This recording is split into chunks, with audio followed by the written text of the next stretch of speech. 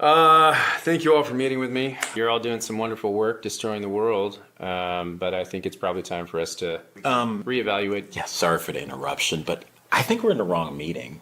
We're not here to destroy the world. We're here to save it. You see, we are some of the leading leaders of liberal causes, and I'm with the Human Rights Campaign, who focus on LGBTQ plus and trans rights. You see, I have the equal sign to let you know that I'm a good person. Oh, excuse me, women's reproductive rights. Climate. Free Palestine. Open borders. I misspoke before.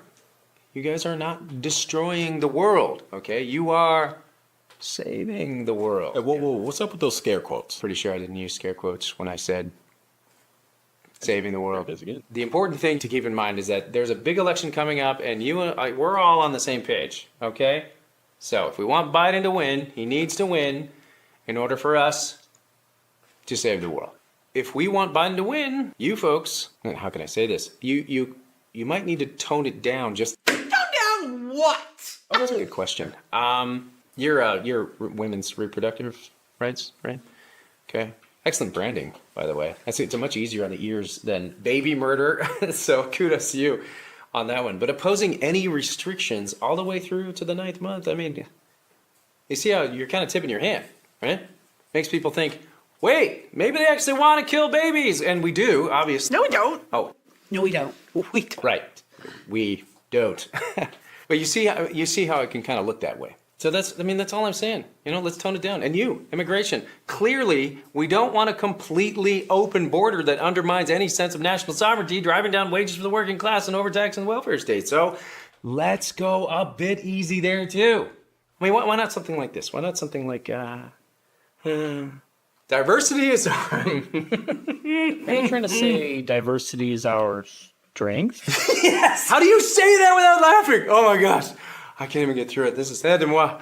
My sides. My goodness. Okay, what about you? Pro-Palestine. You are, I'm going to say this. You're kind of coming across like you just want to wipe Israel off the map and kill all the Jews. We do want to wipe Israel off the map and kill all the Jews. Of course, yes. And that's awesome. I'm all for that. I love that. But you need to pretend like you don't want to wipe Israel off the map and kill all the Jews. Why? Excuse me? I mean, we're pretty clear in our position, and most young people and everyone on college campuses, and half the Democratic Party, of course, still support us. Yeah, it's cool now. You may have a point there. You might be the only person in here that can be as evil as you want to be and get away with it. All right, still, let's think about tactics. Okay, do you think that occupying bridges and blocking traffic is somehow winning people over to your cause? Yeah, and making people hate us by blocking traffic is our thing. He's stealing our thing! You're not stealing your thing. You must die. We will kill you all! See, this is what I'm talking about. I mean, okay, I love the homicidal thing that you got going on there. I really dig it, okay? But maybe market it just a little bit differently. Like the serial killer that everyone thinks is such a sweet guy, you know? He's got 27 bodies in the basement, but he's like, coaching Little League. That's what I want. Be that guy. Death to America. You know, the funny thing is, you don't even look Middle Eastern. Am I wrong, people? Am I wrong? I'm not. I actually grew up on Long Island, but my parents sent me to college. Death to America. HRC guy, you have been going over the top as well. Well, it's important for us, they, them, to be accepted just like everyone else. Yes, of course. And convincing people that they're intolerant for not wanting men to get naked in women's locker rooms. I guess that's genius. I mean, come on, it's next level stuff. All right, but insisting that your children be mutilated. I mean, come on, it's turning people off, you guys. I mean, not everyone, obviously, but until the election, can we just all pretend for a few months not to be crazed, lunatic, homicidal extremists? Extremist? No, it's my body, my Donald J. Trump. Donald Trump. You will obey me. Sorry. Glad we're all on the same page, though. So, how do you do it? You know? When I do evil stuff, it seems like nobody likes me. When you do it, everyone finds you sympathetic. Well, see, my people are oppressed victims. So we can rape, murder, and call for genocide, and it's pretty much totally justified.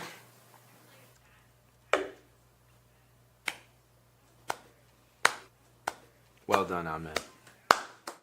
That is one of the greatest skits by the Babylon Bee of calling things out using humor. It's one of the best ways to have people attempt to learn, right? Attempt to learn. Hey, folks, welcome to the program. Do me a flavor. Will you please give me a finger and rumble and share this program? Little tickle, maybe little wobble, little like, little share, little subscribe, possibly, right? I think my camera's going in and out. I'm going to have to check that. The colors look a little bit off tweaking. Are you seeing that on your side? I'm seeing it on my side. Make sure you repost this stream too. We're going to talk about New Year's. A little bit different than maybe it's been talked about before. But since I like to kind of give you the history angle on everything, I'm going to give you the history angle on, well, New Year's. Did you know it's the ancient ritual of reset? Yeah, pretty awesome, isn't it? Here's something awesome. Today's program is brought to you by the fine folks at Gold Co.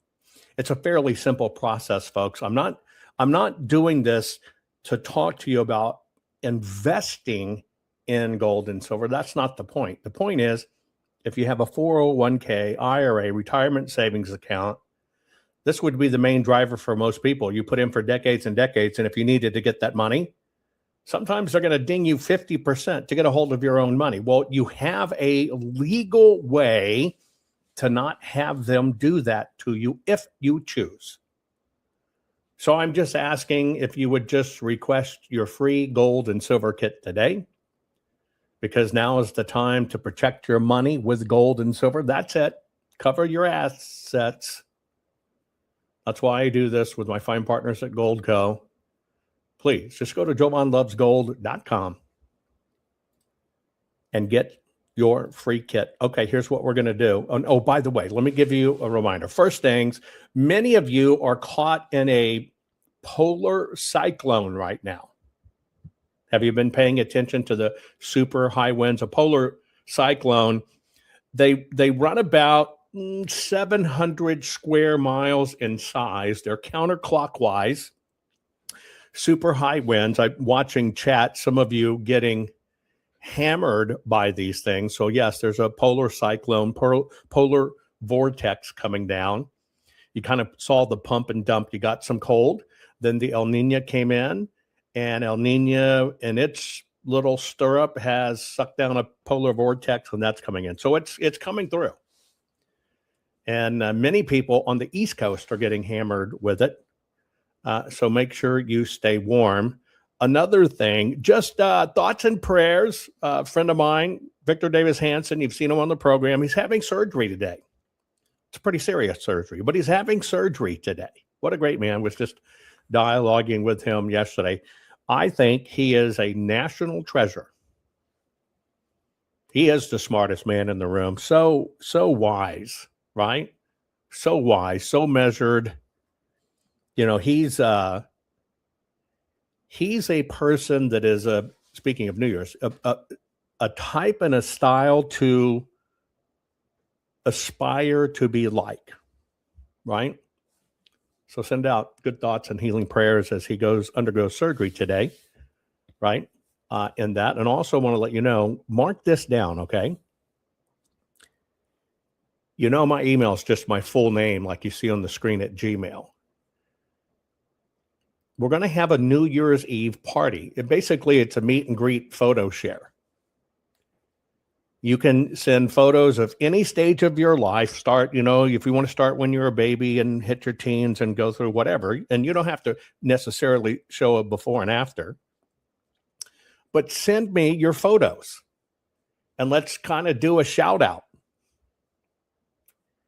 And get everybody kind of hanging out, meeting and greeting, right? Could be your baby photo, young photo, old, doesn't matter. Could be just today's, doesn't matter. Let's share you with everyone. That's what we're going to do for our New Year's Eve party. I know it might sound boring. Hell, I might grab a bottle of champagne and drink it as we do it. That I can understand, gathering with friends. What I've never understood is people that bring in the new year drunk, just totally hungover. You're starting your new year off wrong and sick. I don't like to do that. Anyway, so make sure you join us tomorrow evening. You've seen this notice across my social media. Send me your photos if you haven't done it. Send me your photos. And you'll be hanging around and chat anyway, right? And we'll let the world take a peek at you and get to know you. We're all family here, right? Will mug shots work? Sure. As long as you post what you were arrested for, right? Doesn't matter, right? You want the world to see you? I'll show the world you. I think it'll be fun, right? I'll think it'll be fun. So we're all family here. Send it and we'll do it. Okay, here's what we're going to do. We're going to cover the ancient ritual of reset. God's listening. I'll talk about that. And binding oneself to better behavior. It's the practice of an ancient art. I'm going to tell you where it comes from and why it's so important. We'll get started in just about 2 minutes. Hang tight. Share this right now and we'll get going. Not fixing 2020 will damn our nation forever. The historic Maricopa County full forensic audit effort processed 20,895,610 digital and forensic images of varying formats, resulted in 208 million individual evidence-proof files. The system processed over 58 billion forensic measurements, resulting in over 2 trillion individual base computations. No hopium, no hype, just hardcore forensic evidence. Please make sure the Maricopa County Full Forensic Audit Archives survive. Donate now. So if you want what happened in the 2020 election fixed, then please donate to protect and secure this historic evidence. We can't do it without you. We need you. America needs you. Our future needs you. Please donate now. Warning. The following program has been rated Dilligaff and is intended for open-minded audiences. If the truth offends you, or if you are allergic to focused intensity, intellectual athleticism, or the occasional F-bomb or even irreverent humor, please switch off now. If your delicate sensibilities need to be worried about or addressed, might we recommend the Underwater Basket Weaving channel to you? Otherwise, sit back, enjoy the wisdom, insight, and wicked sense of humor. Cut the crap. How many times a day do you want to say that to politicians? The elite, the loony liberals, the fake news media, and the gender-confused, emotional socialist snowflake crowd. Cut the crap is your secret weapon for fighting for our freedoms and our great republic. It all begins with a massive mental enema, freeing you from the toxic news and politically correct views, which constipate your consciousness with stinking thinking. Your host, Jovan Hutton Pulitzer. He's known for calling out politicians and telling them to cut the crap. You've seen him on virtually every television network and listened to him on Coast to Coast Radio. And now he's here to help you learn to fight for America. Culture, race, and American politics. They all have one thing in common. They all need to cut the crap. Now, here's your host, Jovan Hutton Pulitzer.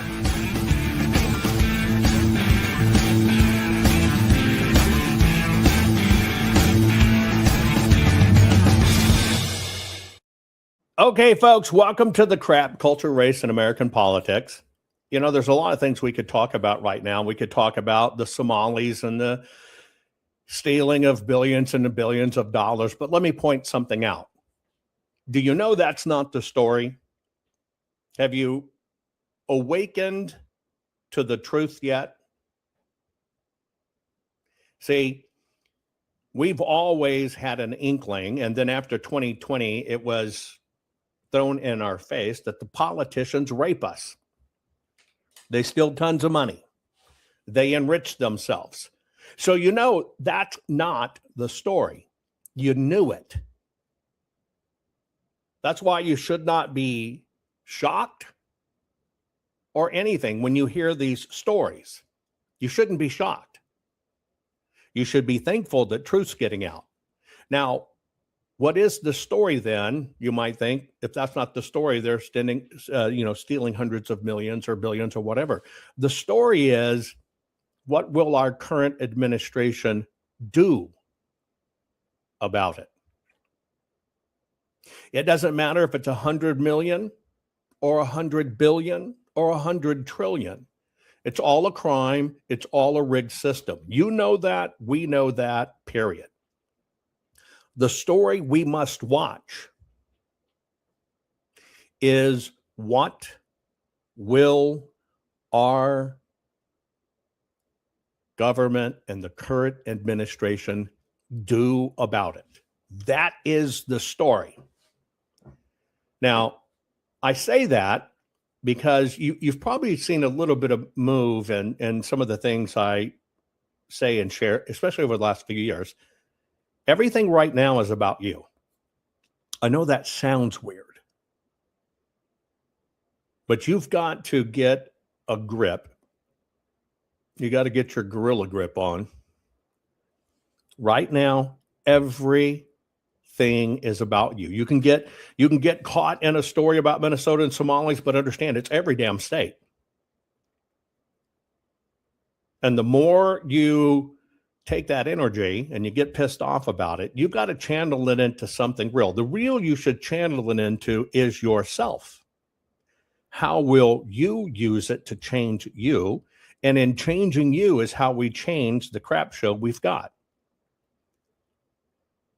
We're not spectators.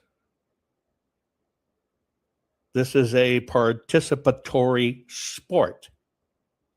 You're not sitting on the bench watching this happen. You're on the playing field. And that's why I thought it would be very important, right? Very important to talk about New Year's, because here we are. Do you make New Year's resolutions? Put it in chat and be honest. Do you write down? That's my question. Not do you think them in your head, but do you actually write down New Year's resolutions? If we were to look back 40 years about people who honestly made New Year's resolutions, I find a disturbing trend. For me, this is kind of a barometer of what's going on. Over 25% less people from 2007 to now make New Year's resolutions. The single largest jump and drop was during the Biden administration. That tells me that people are basically getting worn out, that people are throwing in the towel because they think, we can't change this corrupt system. And that's wrong thinking. We are the only ones that can change the corrupt system. See, that's the great deception of the great liar and the great deceiver, is that you can't do anything. And it's actually the opposite. We can do everything if we stop thinking about it at that government level and we come right back to us and we modify us. And we modify what we focus on, and we modify how we're going to share truth or educate people. But until we take that responsibility, we're going to keep on getting the same old crap. That's the truth. That's the great deception. Look, I learned this firsthand, right? I learned it firsthand. People, I can sit there with President Trump. We kind of laughed about President Trump's still president. The army has control, which was a way to make you to stand down And when, if you had the luxury to ask the man himself, he goes, that's the stupidest shit I ever heard. But see, that's people. They like to think other people have it covered. So this program is going to be about covering yourself. Because New Year's resolutions, right? New Year's resolution is something that's exceptionally ancient. It is not a modern invention at all. It is something that entire civilizations would do going back thousands of years. And it was just understood God's listening. But the whole thing was based on binding yourself to better behavior. See, we want to control these rat bastard politicians. It's very true. We want to just reach out, and that's why I named my program Cut the Crap. You just want to grab them by the lapels, like cut the crap. But see, the difference is they're in a system that the only way it's going to change is if we bind ourselves to doing better, not them. Every bit of everything we have happened on our watch. Every bit of everything we are suffering right now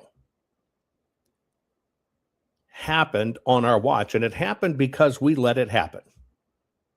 We were told, oh, don't you dare be racist. They whipped our ass with words. That's the power of the word. They whipped our ass with words. But I want you to think about this.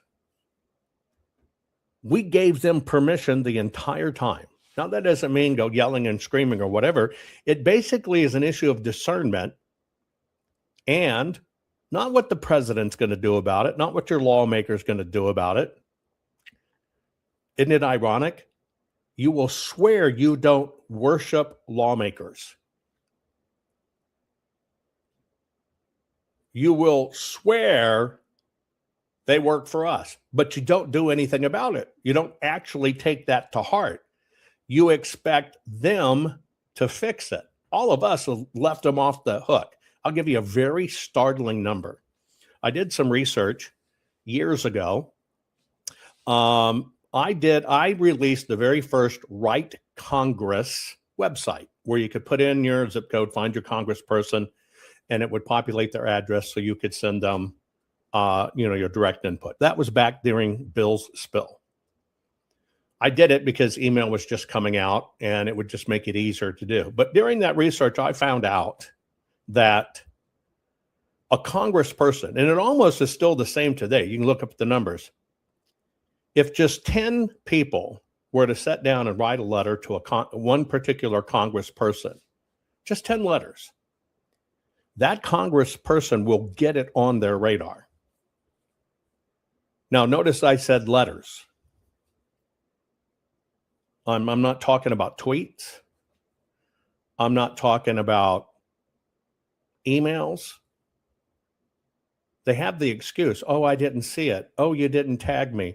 Oh, it went to my spam box. You got to go back old school. But it only takes 10 letters to get a congressperson to pay attention. But it's a net result. To get the congressperson to pay attention, 10 people have to be brave enough to sit down and write a realistic letter and tell the lawmaker what's up, what's expected, and how they remedy it. But people don't do it. I want you to think about that. You see, we've confused activity for productivity, so you think tweeting them out. Now, you can embarrass them in tweets. You can do some great stuff with social media, just like you did for, Mr. Numchucks in Arizona, right? Brnovich. You can crap on their campaign, but we're talking about changing the country. And we're talking about a time when the country had the same common goals to thrive versus right now, the common goals is to destroy the shit out of our country. So I want to go back to ancient times, and I want you to contemplate something maybe a little bit different than you have each year, right? And consider it, because lawmakers are bound to the duty to hear your grievances. You just don't get your grievances to them. I mean, you'd be startled how low the communication level is. It's because we allow it. And so when we allow this, look, right? This is the world we make. And so I want to go back to this ancient ritual of reset. And I want to talk to you about it. So what I want you to do is I want you to picture a man, and maybe kind of Noah-like, or whatever the case may be, whatever you put in your head to help you visualize this. And in that pale light before dawn, right? This is even before January, as we think of it now, even had a name. The air is cool. Maybe there's a river flowing. It's kind of scented with mud because we're in ancient Assyria or Mesopotamia now. Maybe you smelt the barley chaff, or maybe the chaff you smell was you didn't wash, but you understand what I'm saying. And behind this person is this ancient city. To them, a modern city, but to us, an ancient city. Mesopotamia, Syria, back in biblical times. And this image to this person kind of takes it in so much that he kind of holds his breath and kind of believe, just, wow, this is good. This is, look at us, look what we've done.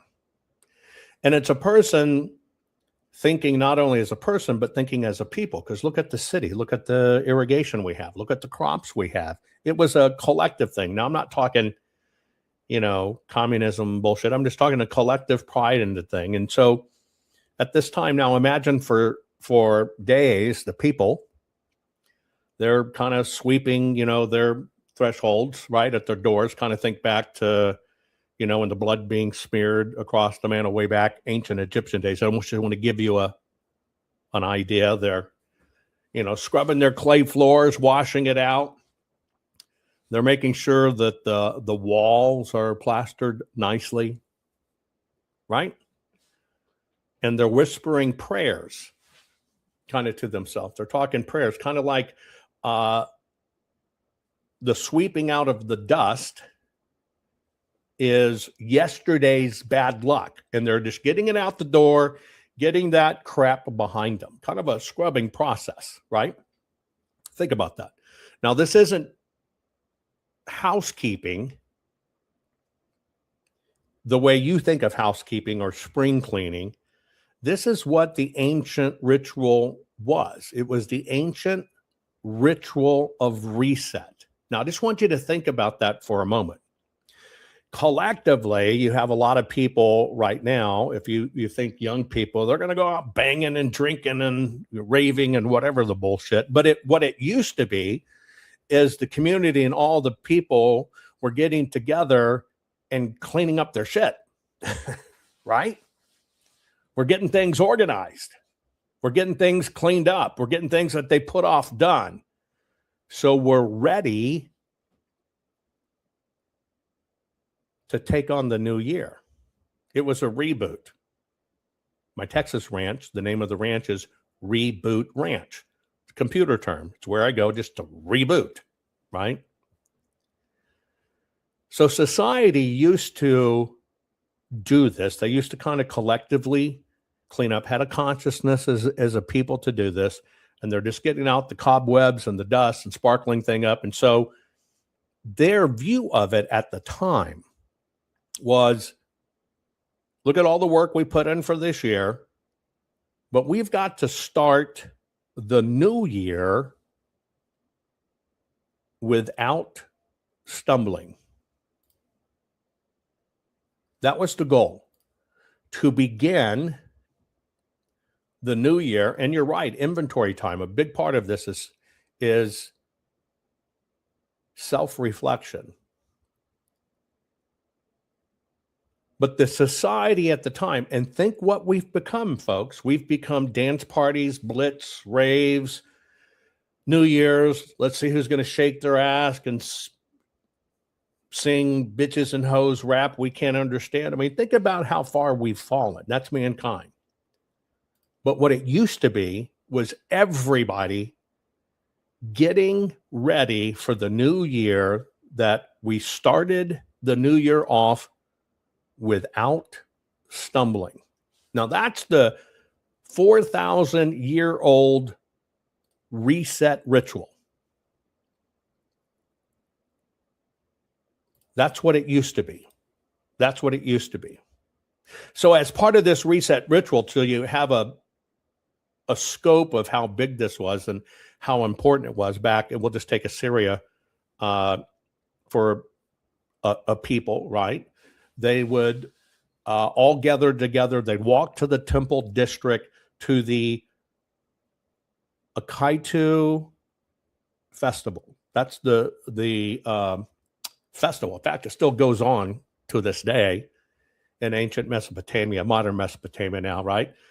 And it was the ancient New Year celebration that arises with the season of planting, meaning you're getting ready to plant the seeds for the new year, figuratively first, literally after, once you get through the season, right, on that side of the world.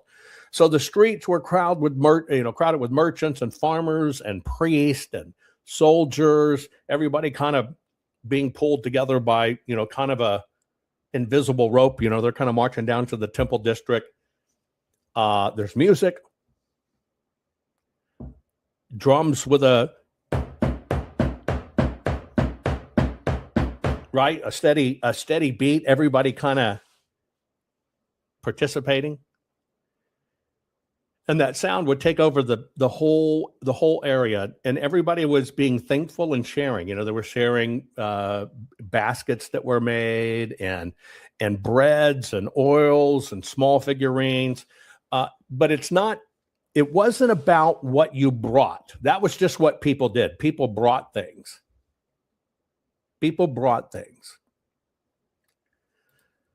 The whole idea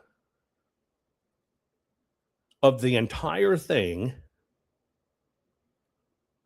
was what you promised. That was what the whole festival was about. What are you promising? Chills just went down my spine saying that. What were you promising to do in the new year? So you have to think of it, this was kind of the resolution that we have today. And this is where resolutions evolved into this self-help idea.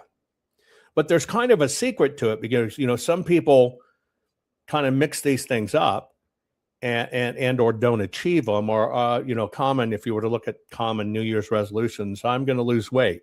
And people don't understand, see, that's a daily ritual you have to do. If you want to lose weight, you're going to work on it daily. Yes, and by the way, I see people in chat. My New Year's program is not going to be AM. It's going to be PM. I'm going to reverse it up. It's the PM show that we're going to gather. 7 p. Central Standard Time, 7 p.m. Okay? And so everybody's tuned in to the promise of what they're going to do. And it all began in public, right? It began with a public vow. People would make these vows in public, kind of like when you're gathering for a wedding, right? And I'll give you an example, and it's something that I heard long ago from Ross Perot. Ross Perot, and this is about the time he was running for president, first person to ever get 11% of the popular vote way back when, did it by an infomercial. But I want to go back, and I want to just the character Ross Perot.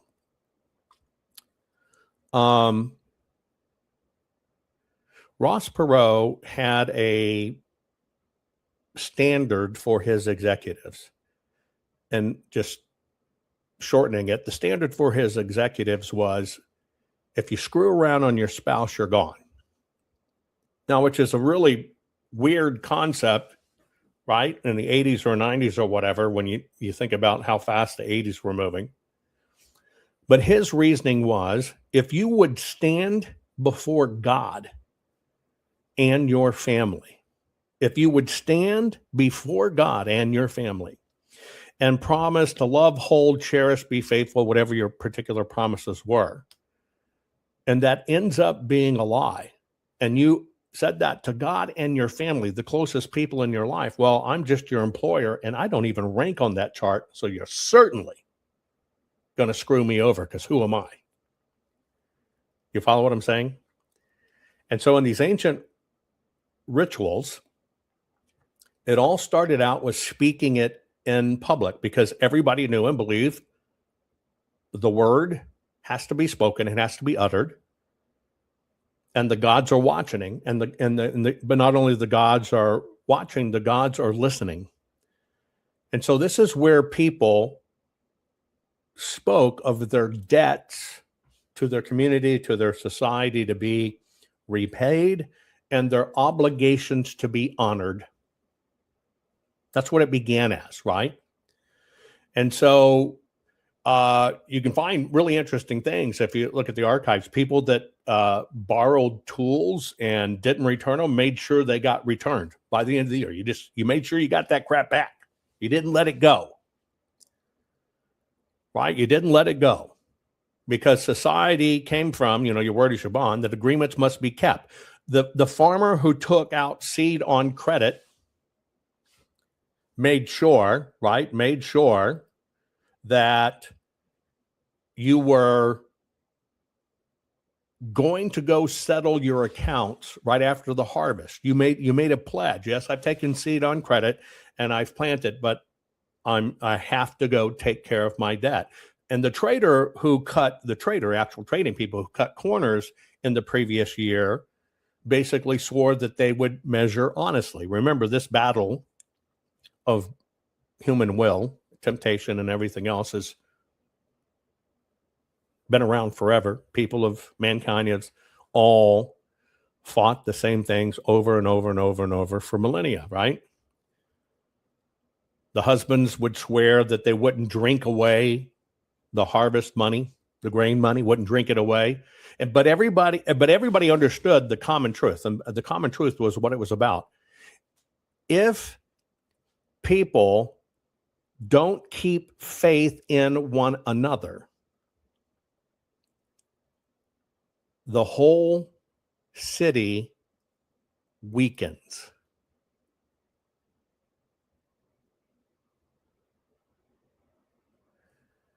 Did you catch that?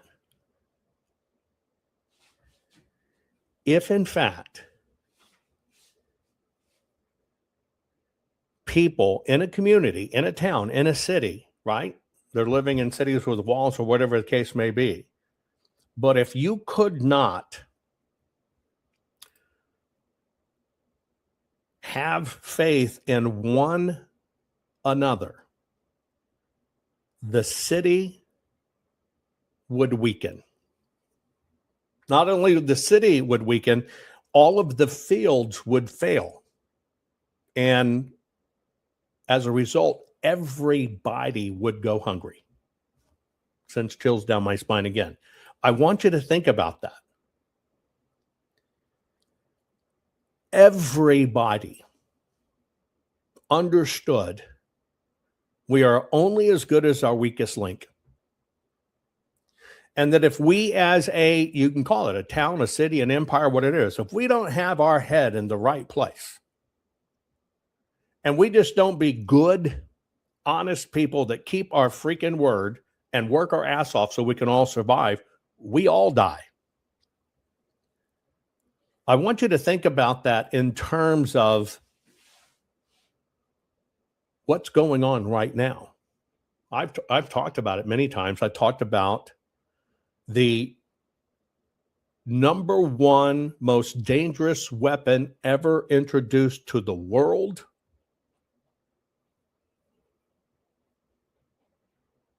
is the hyphen. The bullshit that made us not Americans, but African Americans.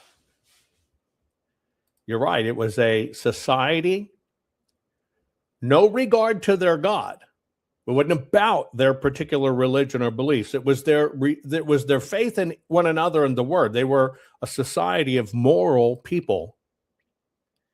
And this is why in ancient times, for thousands of years, this one custom, right? This one custom was the most revered custom. It wasn't a sentimental tradition. It was very simple, ingrained survival technology. Survival technology. And it was all based on a very simple fact.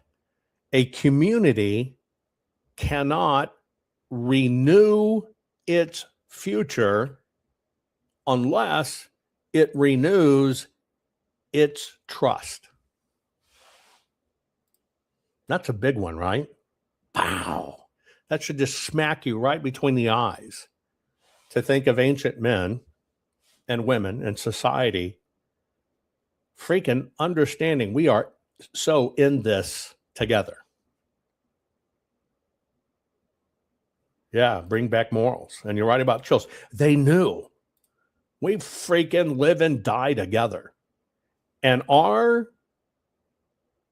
going forward survival won't happen, cannot happen, unless we can have a renewed trust in each other.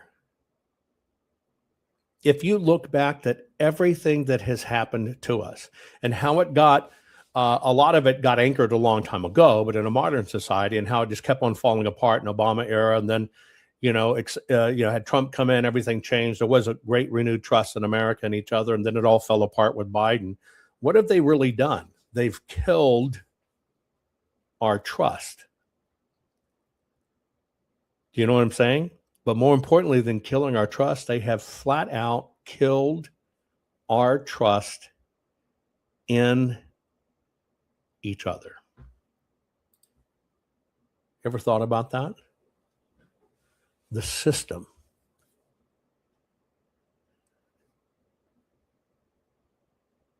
has successfully worked to kill our trust in each other. Shit, we don't trust our food, we don't trust our water, we don't trust our doctors, we don't trust our lawmakers, we don't trust our neighbors. Parents aren't trusting kids, kids aren't trusting parents. You can't trust the teachers, you can't trust the pastor's not going to come out and drag one day and say, I'm really a woman. Do you follow? It is all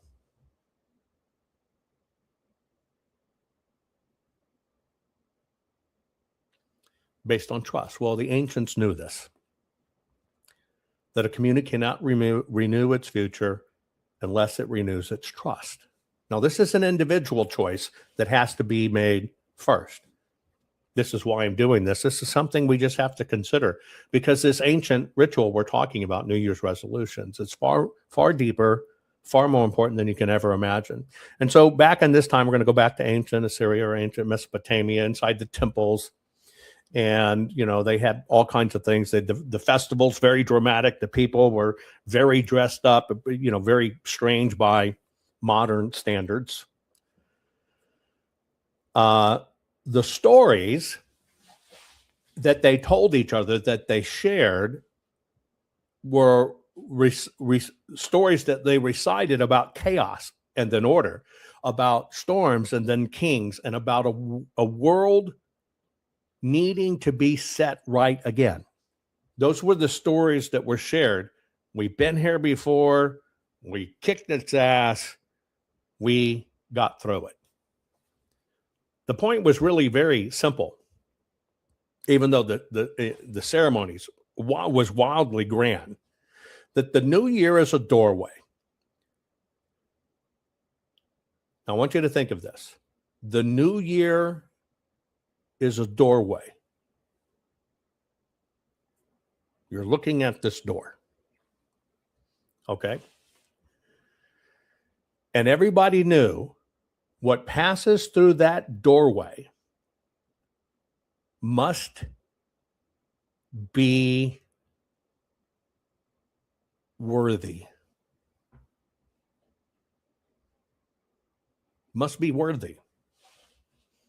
Must be honorable. Must be ethical. Must not be raping the system, milking the system. Must be worthy. Worthy.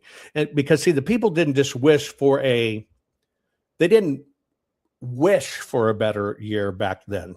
They didn't wish for a better year. What they did is now I want you to think of the subtle difference here of what the tradition, and that's what we're doing, folks, right? This is an ancient ritual. This goes back far. And I know some of you are saying, how can we trust our food when the ingredients are bad? This is where you understand sometimes you have to take control of your own life. Right? We've gotten used to the system doing it for us. That's how they did it to us, right? But the people didn't just wish. This was not at all about wishing. In fact, that word probably wasn't really even talked about. What the people were doing is they were binding themselves to better behavior. What people did in ancient times, because they felt God was listening, is they binded oneself to better behavior. Now, that's completely different. Have you ever heard New Year's explained as binding yourself to better behavior? We think about it as goals, things we'd like, right?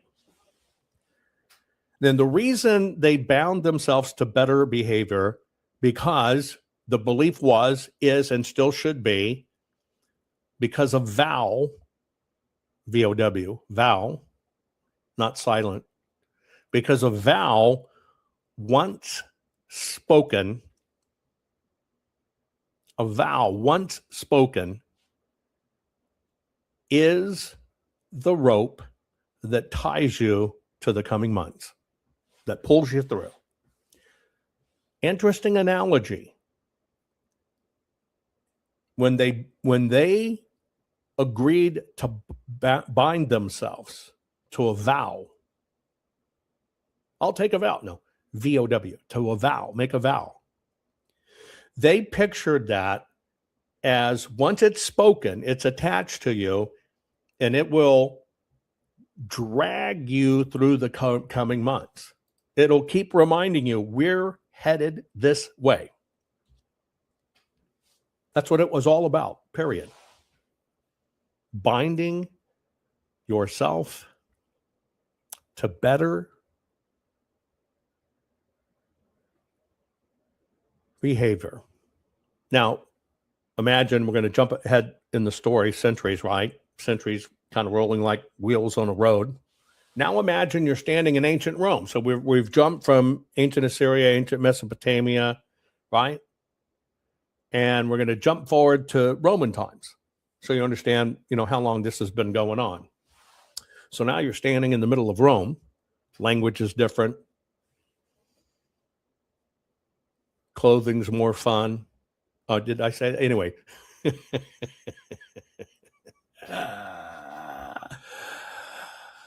Everything's different. Go. Anyway. Now you have an empire. Sorry.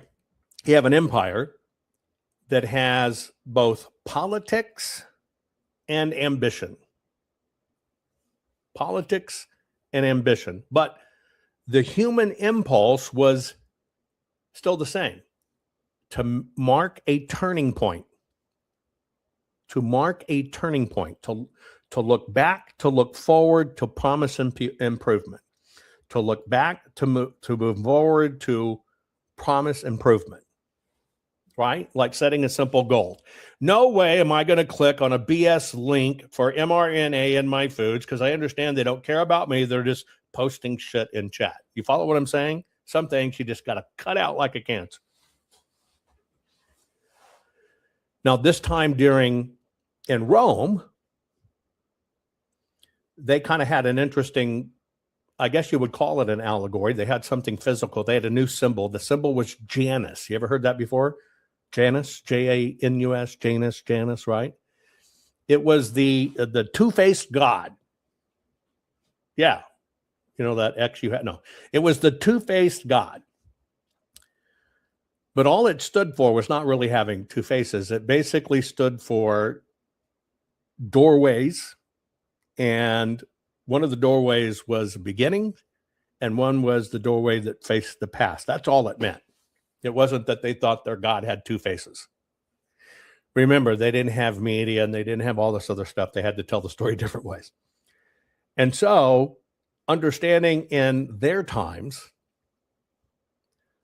what they had is they understood you have to turn to the past in order to understand the future. And everything was about walking through that doorway. Now, this God, what it represented at their time, and I only use the term God because it was a symbol, an idol, whatever you want to call it. It's not really like they fell to their knees. I think archaeology, I discovered a new God. I discovered a new human sacrifice. I think it's all crap, right? Anyway, Janus at that time basically was the representation of that you can be both regretful and hopeful at the same time. You can be ashamed and you can be determined all at once. It was just the concept. It was just the concept of how things work. And that at any moment in time, you can make an about face and change, right? So the Romans during this time, the way they would celebrate new beginnings is they kind of treated it like their gifts at the time were pottery. Because pottery in that stage at the very beginning, it can be fragile, it can crack or whatever, right? And so, and it was kind of like, and they would literally give soft pots. I don't know if you've ever fired anything, right? But the clay, if you handle it wrong, it can be in a pretty shape or whatever, but it can go right on you because it's not fired yet. It's not fired. And in that not fired stage is when the cracks and the bends and everything can happen if you handle it carelessly. And it is the fire that basically makes it stable. Right? And so in Roman times, this was kind of their gateway to understanding it. And that's, when they marked calendars differently than everything else. And calendars were, reformed. And this is kind of where January comes about in our time. It becomes the physical manifestation of what's called the civic year. That's how we get January. It's the civic year is going to begin.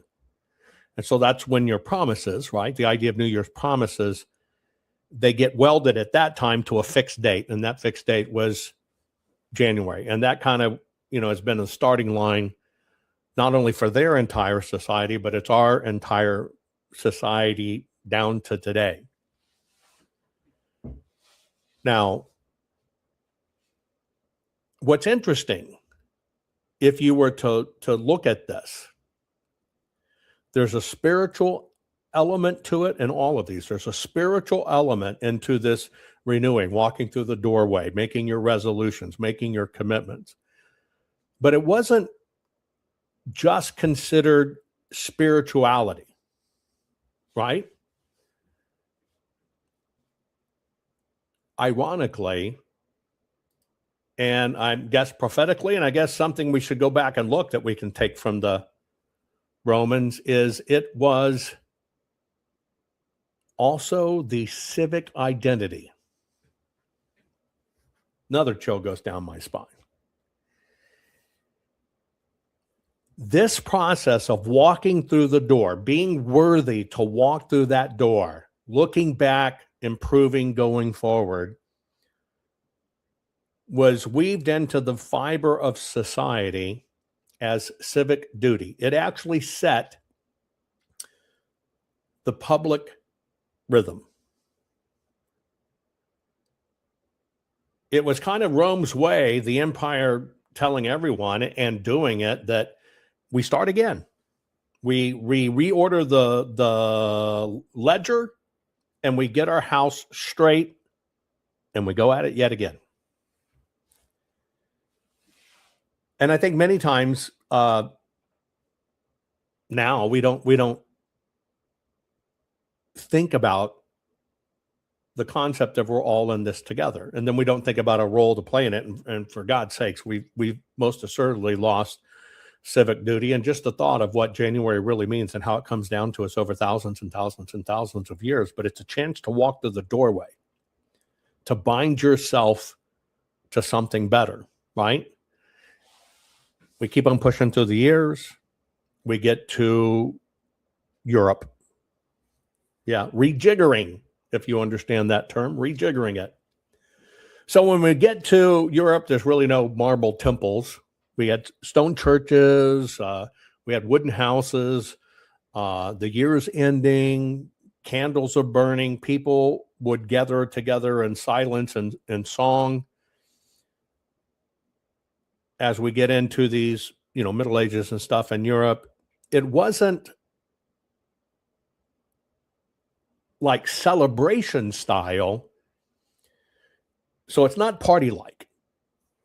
That's not what it is. But it's about reflection. Now, again, I'm telling you this because I want you to realize what we've lost, not understanding history. Because if you were to ask young people today, what are you going to do for New Year's Eve? What's your resolutions? Oh, I'm going to go to this concert. You follow? No, this was something that was society, not some bullshit party. It was a society thing. And let's stay on the topic if we could. It's about resolutions. And so it was a reflective, tender moment is what it was. Okay? People gathered, they reflected. In the Christian sense, as Christianity took off, it became the time of confession, repentance, recommitment.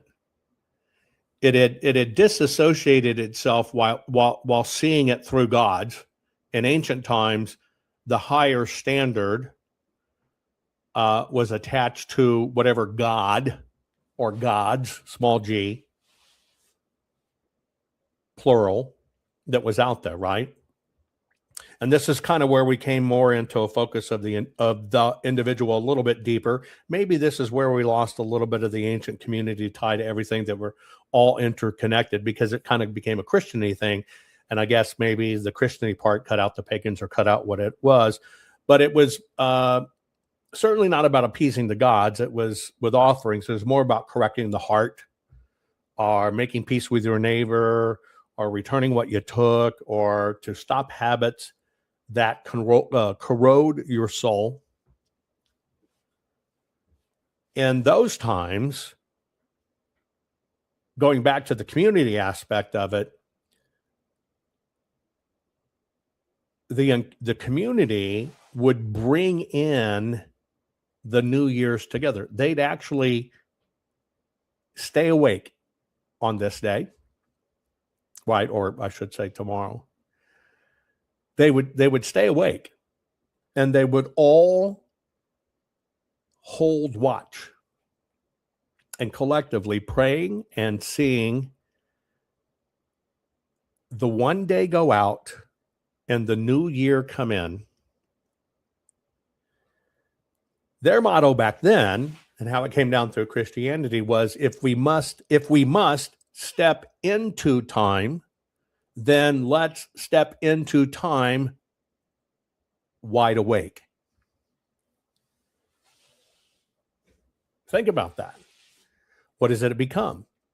It's become bless drink your ass off, screw your ass off, blitz, blah, sleep in late. It was never that. It was never that. It was, if we must step into time, then let us step into it wide awake. See, this was the reverence issue, right? And trust me, never screw your ass off. Simply because you might want to use it again someday. Never, ever, ever screw your ass off. Thank you for letting me know that in chat. Anyway, this is where the reverence part of it was.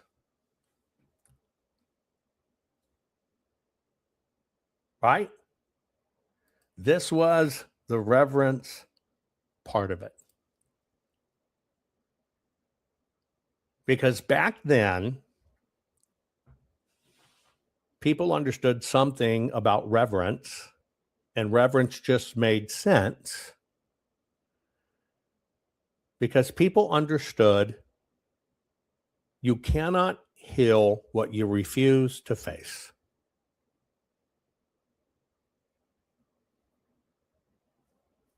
You cannot heal what you refuse to face. And that's why New Year's in our lives, we've lost connection to it, but that was what New Year's symbolized, was that sanctioned moment to face it. Pretty awesome, isn't it? That's the meaning. That's what it is. That's what it's all about. The sanctioned moment, face it, fix this, because you cannot fix what you do not face.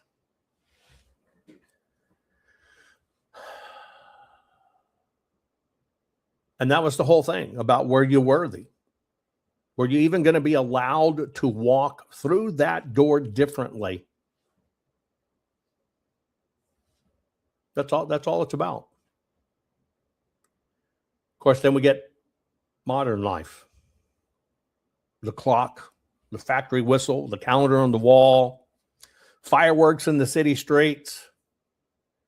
And what happened is the sacred, which it's always been, and the civic blended with the personal. That's why we lost all the meaning of what this really is. The sacred and the civic, those two things blended with the personal. And resolutions suffered because they became less communal and more individual. I want health, I want money, I want habits, I want character. Do you notice the subtle change there? Instead of this is all of us blessing each other, and we're all in this together. And we all have to get this right. Right?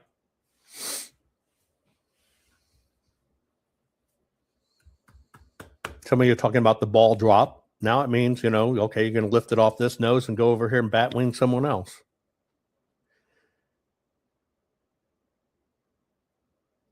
That's when a big change happened.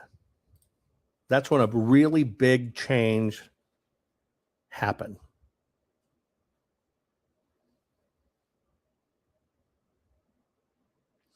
We went from communal, we're all in this together. We sink or swim together.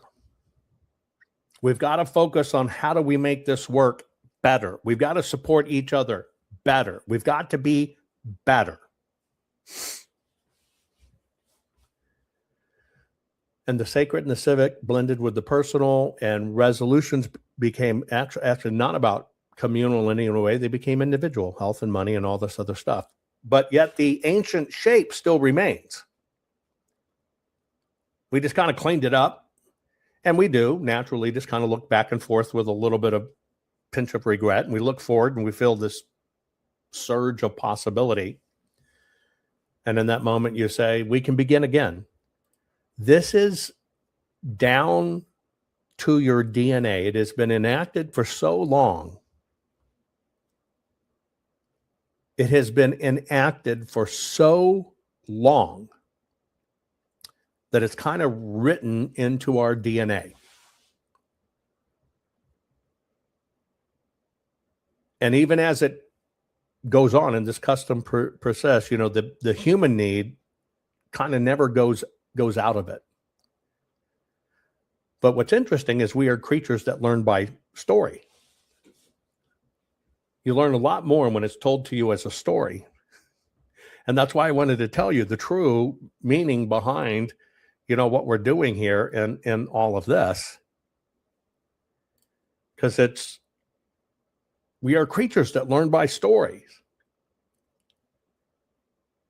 And the New York story tells us a story that desperately we want to be true, that we don't want to be trapped inside last year's mistakes,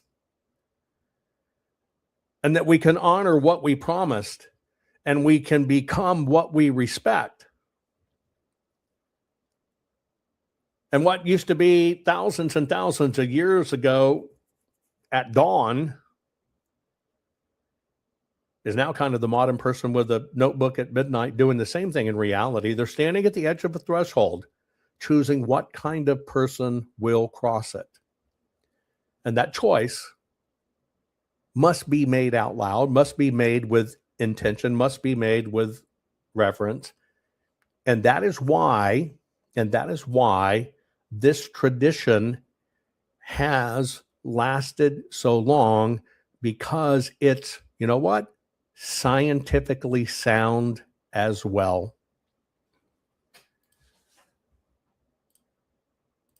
But just like anything else I teach you, it's about what word. And the whole concept that gets missed in this is we took out the civic duty. We took out the spirituality, and we minimized it by making it a wish versus what it is originally and intended and what worked, a plan. That's the difference. We turned it into something you wish versus something that you plan.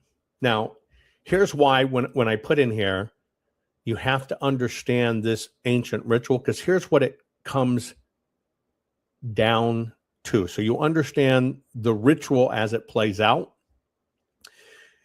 And truly, how many times you can set that door. See, it's called a temporal landmark. You do it all the time. You just don't realize the power of it.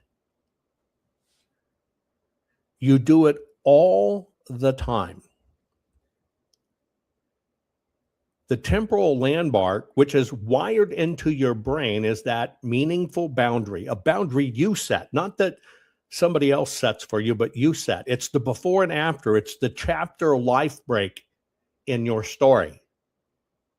And you have so many built-in temporal boundaries, just like your brain, that, it's New Year's Day or birthday or Mondays or the first day of the month or moving to a new city, starting a new job, graduating, coming back from a trip, right? After the breakup, whatever. You have temporal boundaries. And what it does is it actually refreshes your brain. It's a true phenomenon. It's a true phenomenon. Because if you understand the use of temporal boundaries, it's out with the old, in with the new. This is actually called the fresh start effect. There is a psychological hack here. And what it does is it actually allows you to psychologically distance yourself from past mistakes and focus on future improvement. That's always good for oneself. I always do this. I always think about this. I'm constantly for myself in a state of renew.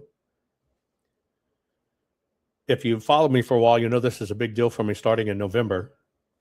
It's biblical.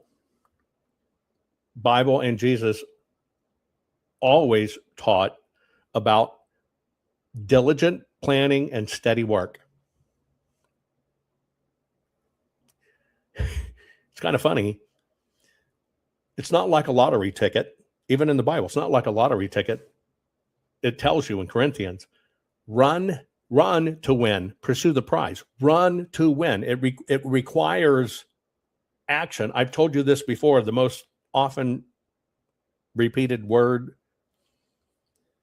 by Jesus is the word ask. Personally, I believe it's a formula, ASK. It's not just a thing. In it is the exact formula. ASK, ask. Ask means your prayers and petitions. That's basically your thoughts. Focus your mind on it. That's ask. And what I've told you about in these resolutions is you have to speak them into being. You don't just think them into being. You got to speak them into being. So that's the A in ask. The second part of the formula, the S, is seek. It's not just sit there and pray for it. You have to verbally get it out, focus on it, and then you've got to go seek it. It requires you. It requires you to begin the search. And then the kicker is to know, that's the K, know, ask, seek, know. You got to know when it's there, because some people think it's the thunderclap voice of God when it might be just a crack in a door, something small. But you got to realize it takes action and stuff to it. All of this is taught from a biblical standpoint, right? Self-examination, interchange over time. It's all about balance. It's the parable of talents, right? The parable of talents, stewardship and growth. Invest and multiply. He gave the talents, the rich person gave the talents to the servants. One buries it out of fear. One invests it and multiplies. If we're living in biblical times, we have to think about these things. The one who got it, sought it out, and knew, they took responsible action. They grew from it. The other one that froze under fear, dead. Now, that's a lot what's going on right now. People are frozen in fear. We got cancel culture as the great deceivers lie to get you frozen in fear. Oh, I don't want to say anything about that. They'll just cancel me. They'll think I'm bad. That's the great deception. That's Satan's tool, right? And this is why these temporal landmarks are so important.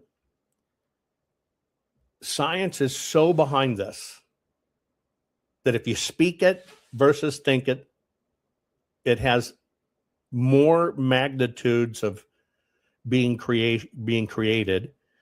But you have to understand this is what's called a medium to large effect. Medium to large effect. Practicing this, you've got to start thinking about it. I want to be rich in the new year. Vern, you're right. It could be a smile from a stranger that changes your life. New Year's is a big deal. Thank you, Denny. New Year's is a big deal. It's a big deal. It's not minor. It's thousands of years behind it. But what also got lost in this translation, where it became party your ass off, right? Stumble through the doorway drunk. We also, when it comes to resolutions, people think about it, well, this year I'm going to be a millionaire. No, it's the medium to large effect is exactly what it is. the medium to large effect. And people don't think about this. It's actually a process of weeks to months. And people forget that. It's weeks to months. It's not what year. And it's all designed to be behavior change, because it is not about wishful thinking. It's about binding, agreeing, binding. Even like to say, Satan, I bind you from me. Binding to yourself to be better. Right? Not wishful thinking. And this is why it's so important to your brain. And I just want you to think, it's so easy. It's just baby steps. It's just baby steps. It's never big, honking, difficult goals. We got it backwards. It's just about, let's be a little bit better. Isn't being a little bit better and just cleaning up the way you eat also getting you to that same way to lose weight? Isn't being a little bit better and diligent in work getting you to that point that maybe you earn a little more or do a little bit more? It requires implementing your intentions. That's the catch of it all. But it's never, ever, ever, ever, ever about the big goals. Almost unanimously, those fail because people don't understand its small steps and its little things. And what causes people to go awry is what the system uses against us. Friction.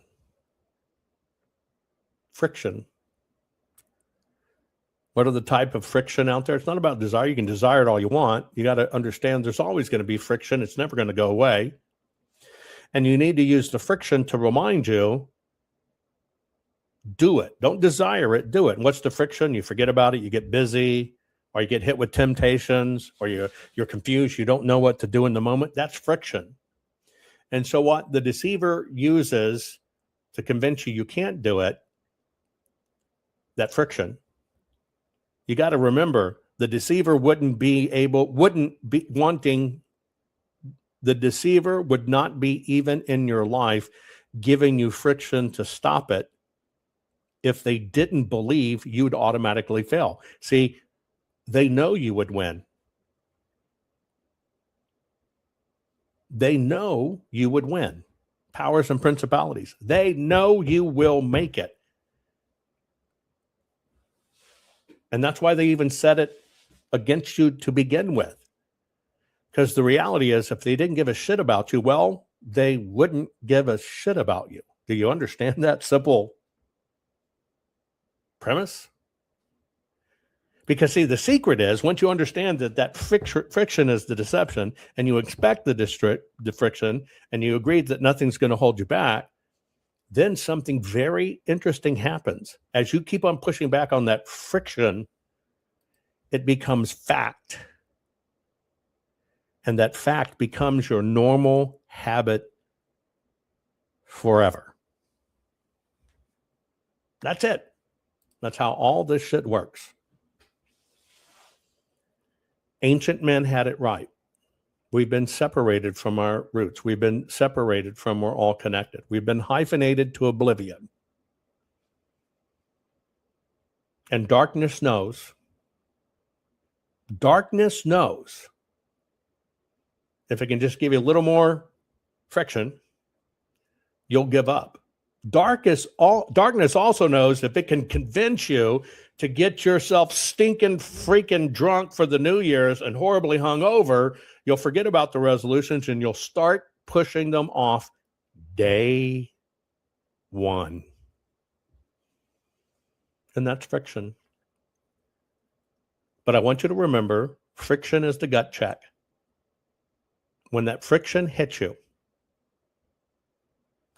it is because the universe, the bad part of the universe, believes you'll get to that end goal and it doesn't want you to get there. So when you feel that friction, when you feel that temptation, when you feel, oh, damn it all, oh, fuck it, maybe, whatever, that's the friction. That is the universe of bad telling you we're going to hold you back because we know if you get there, you're going to be unstoppable. And so what you see as bad is actually Satan saying, I cannot take you living in truth and opened up. I can't. And therefore, I've got to stop you. And you know what? God always tells you you're great and special and meant for it. I think you've ignored it. So why don't you pay attention when Satan tells you the same shit and he's scared of you? Share this program. I love you all. Our courts are based on clear and convincing evidence. Want convictions? Want justice? For what happened in the 2020 election? Then we need your help. Not fixing 2020 will damn our nation forever. The decision you make in the next few moments could decide whether we ever get our elections fixed or not. Here's why. Trump campaign and allies filed 64 different lawsuits. They all went down in flames. 100% of these cases were presented on It's the Machines, or The Machines Changed the Votes, or the voting company executive said he would make sure Donald J. Trump would not win. They all went down in flames. Why? You can't bring theories to court as evidence. No supposed Zoom call or six-degree polynomial math theory or census data is or ever will be proof of fraud. You can't bring theories to court as evidence. Here's why. In both civil and criminal law, the side making a claim carries the burden of proof, and prosecutors must prove guilt beyond a reasonable doubt. Without physical or otherwise verifiable evidence, a case cannot meet this high threshold. Physical evidence is the key. The question is, did anyone get relevant, reliable, provable, testable, and duplicatable evidence of what really happened in the 2020 general election? And the answer is yes, absolutely. The full forensic audit of Maricopa County, Arizona is the only evidence-gathering work which gathered relevant, reliable, provable, testable, and duplicatable evidence of what really happened in the 2020 general election. Evidence so damning that the system, the deep state, and those who pull the strings of this country have fought to keep it hidden and have hoped to have it be forgotten to time. Almost $3 million invested in time, funds, and efforts to unlock that which the system wanted hidden. But now, that evidence is in danger of being lost forever. So if you want what happened in the 2020 election fixed, then we need your help. Please donate to protect and secure this historic evidence. With the 2026 midterms coming up, the system is going to try to lame duck President Trump and then most likely introduce new impeachment proceedings. This is the evidence which will help win the war which is surely to come. We need to keep Maricopa County full forensic investigation and archive secure and ongoing. So if you want what happened in the 2020 election fixed, then we need your help. Please donate to protect and secure this historic evidence. We need your help securing the full forensic audit archives. Don't allow the only testable, objective, and reliable 2020 election evidence fall into obscurity. Millions were spent on getting it documented and tested. This is historic evidence. Not fixing 2020 will damn our nation forever.